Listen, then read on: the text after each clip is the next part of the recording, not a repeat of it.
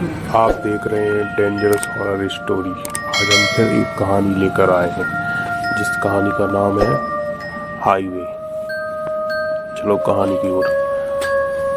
अरे क्या करूं यार, फिर से अमित ने मीटिंग में बुला लिया। ये सेल्स मीटिंग बता नहीं, ये सेल्स मीटिंग फ्राइडे को ही क्यों करता है। हाँ बाबा, मैं निकल ही रहा हूँ, इस समय तो ट्रैफिक भी नहीं मिलेगा, मैं आराम से पहुंच जाऊंगा। 2-3 घंटे तो लगेंगे ही। ऐसा लग रहा था जैसे दीपक ड्राइव करते करते अपनी बाइक को समझाने की कोशिश कर रहा था। दीपक पिछले 4 साल से मुंबई में जॉब करते हुए अपनी वाइफ के साथ रहता था। वैसे तो दीपक की वाइफ अंजलि भी एक IT कंपनी में जॉब करती थी, लेकिन पिछले कुछ महीने से प्रेग्नेंट होने की वजह से वो अपनी मम्मी पापा के घर में पूना शिफ्ट हो गई थी। तो 2 महीने से दीपक हर फ्राइडे रात या फिर सैटरडे सुबह को मुंबई से पूना के लिए निकल जाता था और फिर मंडे सुबह ही वापस लौटता था। पर उस फ्राइडे दीपक को ऑफिस में ही काफ़ी लेट हो गया। करीब 10:30 बजे तो ऑफिस से निकला और सीधा पूना के लिए निकल गया। उसने सोचा वही हाईवे पर रुक कर किसी ढाबे पर डिनर कर लेगा। वो जल्द से जल्द मुंबई पूना हाईवे पहुंचना चाहता था ताकि वहां से सीधा पूना 2-2.5 घंटे में पहुंच सक जाए। बस एक बार हाईवे पहुंच जाऊं, वहां से तो बस 2-2.5 घंटे लगेंगे। इस टाइम तो भीड़ भी नहीं होगी। उस रात मौसम काफ़ी ख़राब था, आसमान बादलों की वजह से लाल था और बिजली भी कड़क रही थी, पर बारिश का दूर दूर तक नामो निशान नहीं था, क्योंकि वो बाप बनने वाला था। इसलिए इस बात से ही इन दोनों उसका मूड अच्छा रहता था। ऑफिस से हाईवे पहुंचने में उससे करीब 1-1.5 घंटा लगा। 12 बज चुके थे और उसकी गाड़ी अब हाईवे पर थी। हल्के से मुस्कुराकर दीपक ने गाड़ी के शीशे नीचे किए, गाड़ी का रेडियो ऑन किया और सीधा आगे की तरफ बढ़ गया। रेडियो के गाने इस मौसम के हिसाब से बिल्कुल सही थे। ठंडी हवा और गाने सुनते हुए वो 90 की स्पीड में हाईवे पर ड्राइव करता हुआ जा रहा था कि तभी उसने ब्रेक मारा। उसे ऐसा लगा जैसे कोई स्पीड ब्रेकर उसके सामने आ गया, तो उसे इस अंधेरे की वजह से दिखा नहीं। गाड़ी साइड में लगा कर उसने जब देखा तो उसकी गाड़ी के नीचे खून लगा हुआ था। उसने आगे पीछे देखा तो वहाँ कोई नहीं था। मोबाइल की लाइट से उसने ध्यान से देखा तो गाड़ी के निचले हिस्से में एक काली बिल्ली की खाल चिपकी हुई थी। वो समझ गया कि वो स्पीड ब्रेकर नहीं बल्कि एक काली बिल्ली थी जो उसकी गाड़ी के नीचे आ गई थी। बिल्ली की काली खाल, खून और उसकी पेट से चिपकी आंतड़ी देखकर उसे थोड़ा अजीब लगा, पर जो होना था वो हो चुका था। तभी दीपक का फोन बजा, पर दीपक इस बिल्ली वाले हादसे में उलझा हुआ था। उसने फोन नहीं उठाया। फोन उसकी वाइफ का था। उसके फोन की बेल लगातार बजती जा रही थी। गाड़ी को साफ करने के कारण दीपक ने फोन पर ध्यान नहीं दिया। वैसे भी हमेशा हाईवे पर पहुंचने के बाद उसकी बीवी अंजलि एक बार चेक करने के लिए फोन जरूर करती थी। वो गाड़ी में बैठते ही दीपक को वही पास में एक आदमी दिखाई दिया। वो शायद कार या बस का ही इंतजार कर रहा था। बड़ी अजीब सी बात थी कि दीपक जब गाड़ी के बाहर था तो उसने उस आदमी पर बिल्कुल ध्यान नहीं दिया था। उस आदमी के पास एक लेदर का बैग भी था।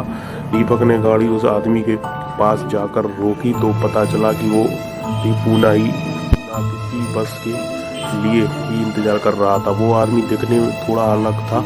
उसकी उम्र तकरीबन 40-45 की थी होगी, पर उसके चेहरे पर कुछ ज़्यादा ही झुर्रियाँ पड़ी हुई थी।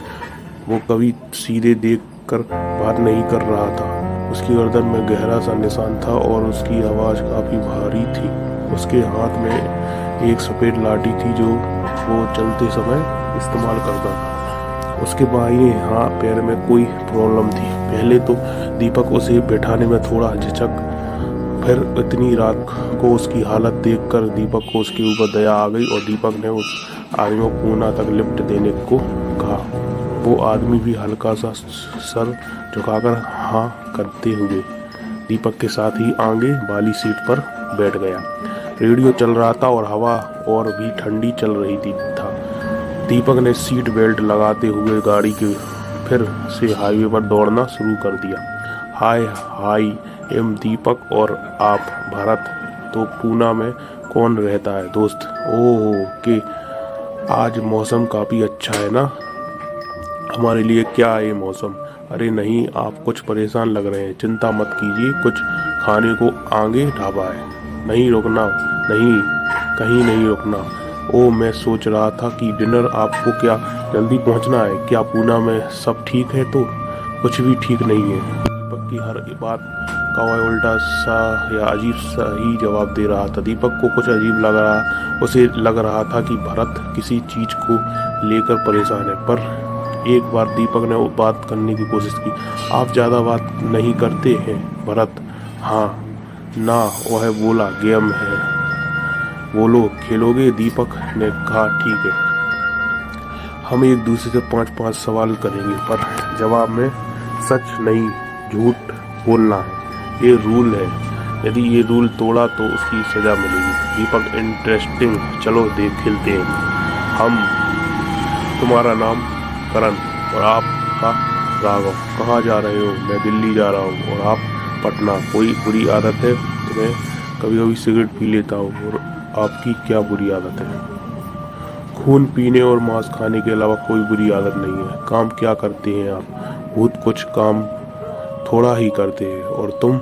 मैं फिल्म प्रोड्यूसर हूँ। तो भूत जी हमारे महीने का क्या कमा लेते हो? कुछ नहीं। और तुम? 2 करोड़। हाँ हाँ। आपकी फैमिली में कौन है? एक बच्ची हो। तुम्हारे परिवार में? कोई नहीं, मैं अकेला हूँ। दीपक का जवाब सुनकर जैसे भरत जोर से चिल्लाया और हंसा। उसका ये रूप देखकर दीपक को कुछ समझ में नहीं आया और ये छठा सवाल था जो सच होना चाहिए था या झूठ नहीं। अब तुझे सजा मिलेगी। अरे मुझे ध्यान नहीं रहा। कब क्या सजा है? क्या सजा है? तेरे पास में जिसकी फोटो होगी वो जाएगा। और भरत गंदी सी हंसी हंसने लगा। यानी तेरी बीवी? ये सुनते ही दीपक का पारा जैसे चढ़ गया और वो गुस्से में बोला, अबे ओ तमीज से बात कर वरना यही उतार दूंगा। और तुझे कैसे पता कि मेरे पास में मेरी बीवी की फोटो है? भरत हंसने लगा और बोला, तेरी बीवी जाएगी या हो सकती है चली ही गई हो। फोन उठाना चाहिए था ना। और भरत फिर वही गंदी हंसी हंसने लगा। हाँ हाँ हाँ हाँ। तुमको कैसे पता कि मेरा फोन?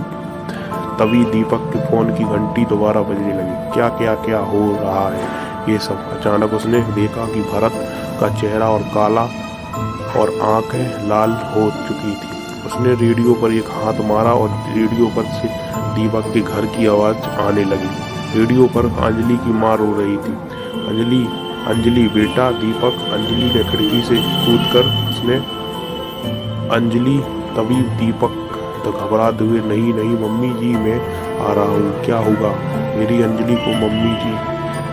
अंजलि और उसका होने वाला बच्चा दोनों ही ऊपर मंजिल की खिड़की से कूदकर दीपक पूरे सदमे में जा चुका था। और भरत जिसका चेहरा पूरा काला और आंखें लाल हो चुकी थी अब अपनी गर्दन टेढ़ी कर उसके एक ही बात बोल रहा था, मारा था तूने बेचारी उस बिल्ली को, पर वो तो एक एक्सीडेंट था, मैंने जानबूझकर थोड़ा ही।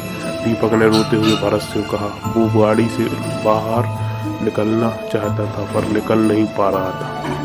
हाईवे पर हर हादसे की सजा होती है और ऐसा बोलने के साथ ही अपने दोनों हाथों से जो कि पूरे हरे कंगाल जैसे हो चुके थे। दीपक के शरीर में हाथ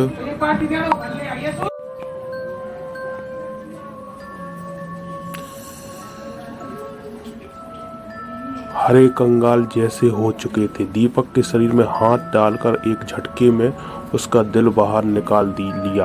दीपक का खून पूरी गाड़ी में फैल चुका था। सीट पर, शीशे पर, स्टीयरिंग पर और रेडियो पर भी उसकी कटी फटी सी लाश को देखते हुए भरत फिर बोला, हाईवे का कोई भी हादसा पीछा नहीं छोड़ता और अपना बदला ले ही लेता है।